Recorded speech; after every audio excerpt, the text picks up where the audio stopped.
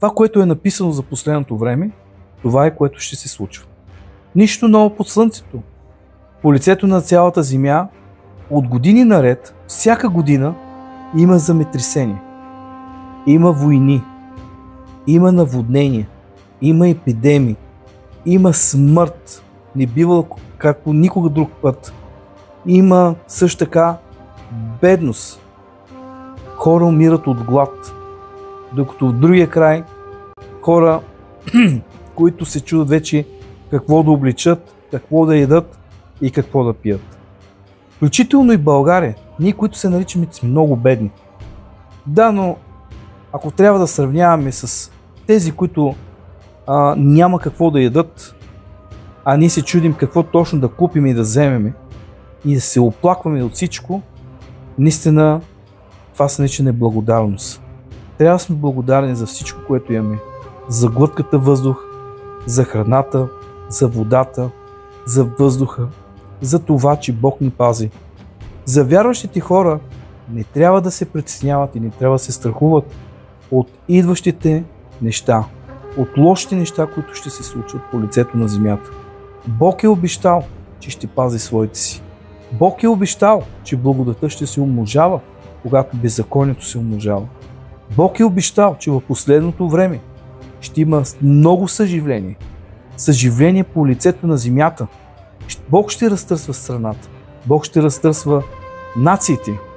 И това слово трябва да се изпълни, което се казва, че всяко коляно ще се преклони и с език ще изяви, че Исус Христос е Господ. Така че Словото Божие ще се изпълнява.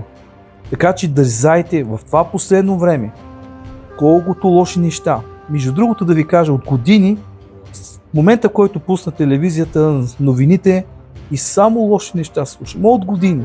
Лоши новини, само негативно, само лоши неща. Земетресения, убийства, войни, какво ли не, само лоши неща. Докато при Господа има добри неща. Точно за това е наречено блага вест. Добри новини, добри вести. Не криминални вести, но криминални новини, постоянно. Да, това, което казвате е вярно, но Бог има нещо добро.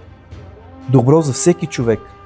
Когато е загубил надежда, когато е загубил вяра, когато е загубил упование и не знае какво да прави, Бог е изхода.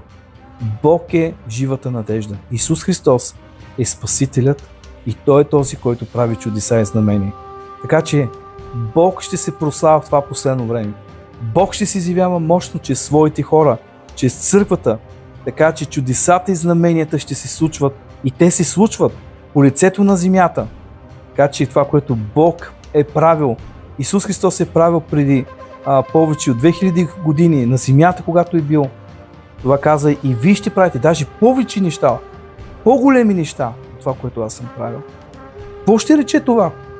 Ако Исус възкресяваше, и днес ще има много възкресяване, и днес ще има много отворени очи, и днес ще има много глухи уши, които ще се отворят и ще слушат. Неми уста, която ще започне да говори, куците ще започнат да скачат. Всякаква болест ще отстъпва в присъствието на Бога. Там, където има проклятие, идва благословение. Разчупва се проклятие, идва благословение.